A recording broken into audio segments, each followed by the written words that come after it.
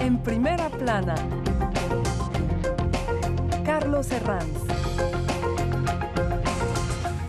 Bienvenidos en Primera Plana, un programa de Radio Francia Internacional y de France 24. Esta semana ponemos el foco en la transfobia, aprovechando que se celebra la Jornada Mundial contra la homofobia, la bifobia y la transfobia. Contamos en este estudio con tres invitadas. Ariana Maguire es activista por los derechos LGTBI nicaragüense. Bienvenida. Hola, muchas gracias. Contamos también con Cuca García de Mesuror, presidenta de la asociación Parité. Bienvenida, Cuca.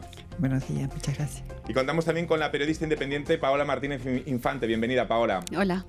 La transfobia es hoy asunto en Primera Plana. Bueno, pues el año pasado, 2018, fue calificado como un año negro en el mundo para las personas LGTBI. Así lo dice el último informe de la asociación SOS Homofobia, dado a conocer esta misma semana. Para que se hagan una idea, aquí en Francia aumentaron las agresiones homófobas en un 15%. Dentro del colectivo han aumentado especialmente y han sido golpeadas las personas transex. ¿Por qué este aumento de la transfobia? Además, hoy queremos analizar en qué posición se encuentran la comunidad transex en América Latina. En 2017, el 78% de los homicidios del mundo de estas personas ocurrieron precisamente en América Latina. Vamos a repasar antes algunas de las portadas de la prensa. Portadas como la del diario Liberación. Soy transex. ¿Y qué? Con la imagen en portada de Julia, un caso de una transexual agredida aquí en Francia que ha tenido sin duda un gran eco mediático. Hemos encontrado muy poca visibilidad en la prensa latinoamericana sobre esta cuestión. Una de las pocas portadas a nivel local es la de este diario, Diario 1 en Mendoza, Argentina, que se hace eco de los 100 casos de chicas trans que siguen tratamientos hormonales en centros del Estado. Vamos a preguntarnos precisamente si visibilizamos los medios de comunicación esta cuestión lo suficiente para que exista una mayor sensibilización social.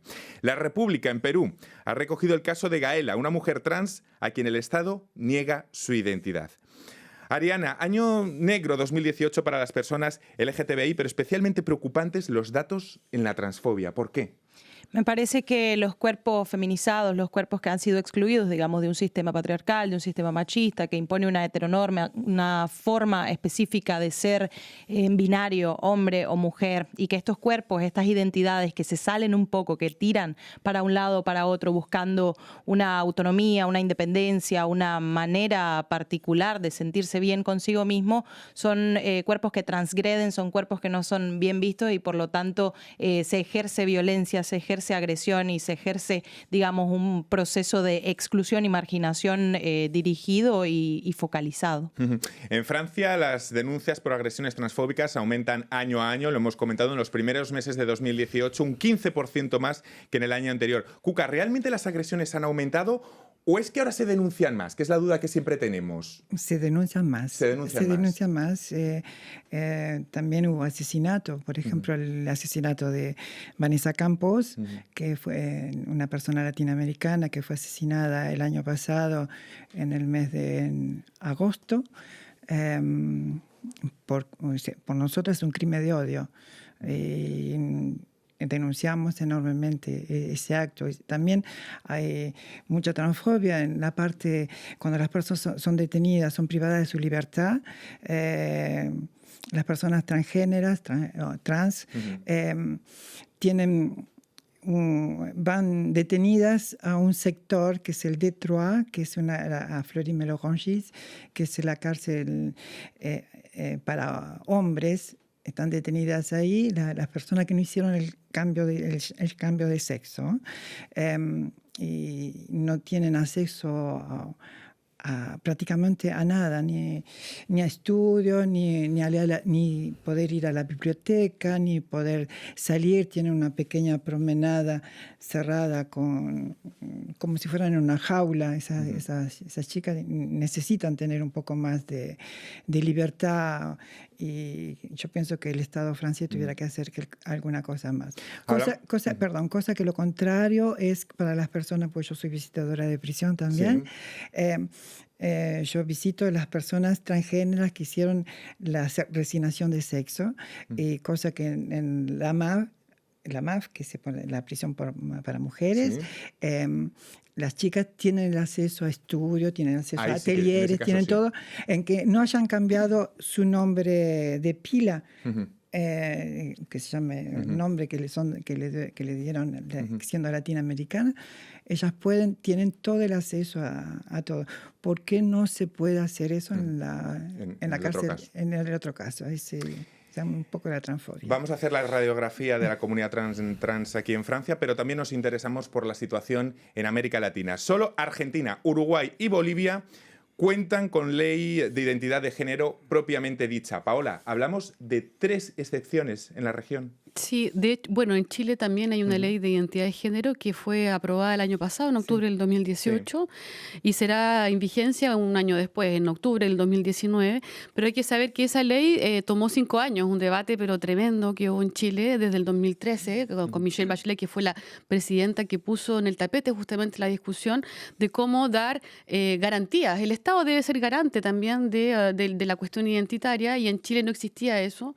Y hoy día con esta ley, de alguna manera, las personas trans puedan justamente tener la posibilidad de cambiar su nombre al civil, porque le llaman nombre social, ¿cierto? Sí. Le llaman de nombre social al nombre civil, que hoy día es un producto de discriminación total, de un menosprecio absoluto, y que de alguna manera yo pienso que con esa ley, que es una ley que es bastante... Yo pienso que las leyes no van a hacer todo, ¿eh? Sientan como, de alguna manera, las bases y un marco legal para poder otorgar más garantías efectivamente a las comunidades, en este caso las comunidades que son discriminadas y menospreciadas, porque yo creo que la palabra menosprecio hay que también evocarla, no solamente una discriminación que es de superficie, sino que hay mucha violencia verbal, física. Delante evocábamos la transfobia. En Chile, por ejemplo, cuando hubo un asesinato hace un mes atrás, los medios tratan la situación de una manera como un caso aislado, como un hecho menor que como sucedió. Un suceso y no como un fenómeno. Como un suceso y no como un fenómeno. Lo cual invisibiliza. Por supuesto invisibiliza, pero hay también considerar que el proceso de, ¿cómo se dice?, como empoderarse de alguna manera de la cuestión, viene de la sociedad civil. El Estado no va a hacer espontáneamente nada para poder hacer visible la cuestión.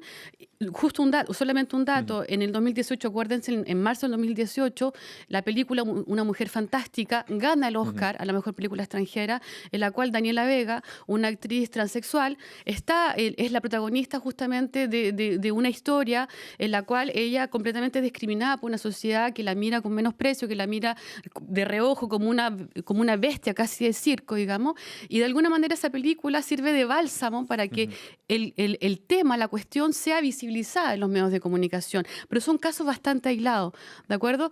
Ahora, la ley va a acompañar efectivamente esa visibilidad, pero yo siento que ante todo es un trabajo de educación que se debe hacer, y para eso, insisto, la sociedad civil está haciendo su trabajo.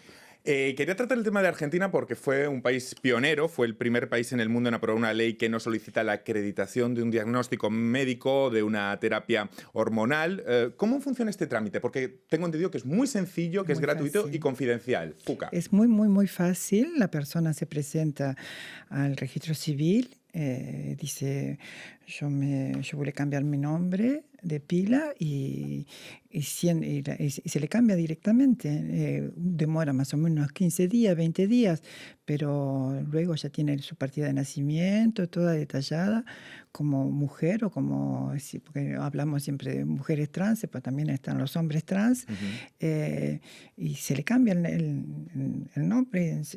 No hay ningún problema en ese sentido.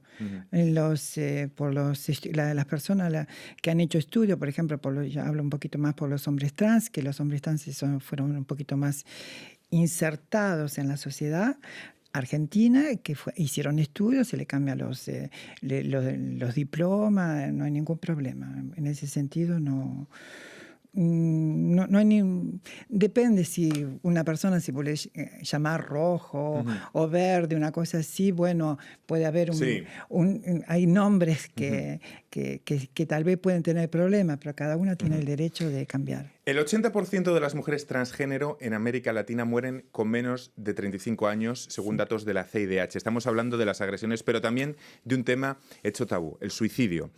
¿El rechazo social está en el origen de ello? Yo pienso que no. Yo pienso que no. El rechazo es la misma sociedad que nos rechaza. Porque si vamos al caso, como yo, como mujer trans, nací, soy como una semilla que no me dejaron tomar el sol, pero creí raíces. Entonces, soy más fuerte en las raíces y no soy visible. Es por eso que muchas veces hay, ¿cómo yo le puedo decir? Hay una fuerza interna que tenemos en la comunidad trans. Yo hablo de Argentina, no hablo de las otras personas porque no conozco mucho las otras personas transgéneras de otros países, solamente las de aquí de Francia, que somos muy fuertes en ese sentido por avanzar y luchar por nuestros derechos, porque la ley de la identidad de género fuimos nosotras, las personas trans, que la escribimos. Fue Pia Budraco que escribió y entre todas dijimos, nos falta esto, tenemos esto. Hubo debates entre nosotras y ahí después fue los políticos que la tomaron. Ariana. Otro factor, me parece, además del rechazo social que puede influir en esta tasa de suicidios, tiene que ver con la falta de condiciones que te permite el Estado. Es decir, la mayoría de las personas trans en América Latina, como ya habías mencionado, tienen una expectativa de vida menor de 35 años, pero además principalmente se ubican en los estratos sociales más vulnerables, digamos, tienen menores niveles de escolaridad, tienen menos acceso, digamos, a iniciar una educación secundaria, una educación universitaria, tienen mínimo acceso a fuentes de empleo formales, a fuentes de empleo, digamos, estables, a fuentes, a servicios de salud especializados, digamos. Tienen condiciones que las ponen en situaciones realmente precarias en las que tienen que buscarse la vida y tienen que acceder por esta falta de condiciones y políticas públicas impulsadas por el Estado, tienen que acceder a los trabajos, digamos, más difíciles, como son el trabajo sexual, digamos. La prostitución, o están muchas veces expuestas más directamente a lo que sería la trata de personas, o a los trabajos, digamos, que tienen que ver con servicios y cuidados domésticos, en los que muchas veces no tienen garantías, digamos, de atención en, por ejemplo, seguridad social, etcétera, o que sufren muchísima violencia por parte de los empleadores o empleadoras que podrían encontrar, y que tampoco tienen garantías de seguridad si quieren poner una denuncia, si quieren resguardarse, digamos, a nivel jurídico, precisamente por el nivel de estigma y por el nivel de discriminación. Es decir, vas a denunciar y la policía, como no tiene, digamos, una educación especializada en temas de género, te trata con menosprecio, como decía nuestra compañera, y no te da realmente esta justicia o estas condiciones que estás buscando. Vamos a despedir en este punto a los telespectadores de France 24. Nosotros vamos a continuar hablando de transfobia hoy aquí en Primera Plana. Gracias.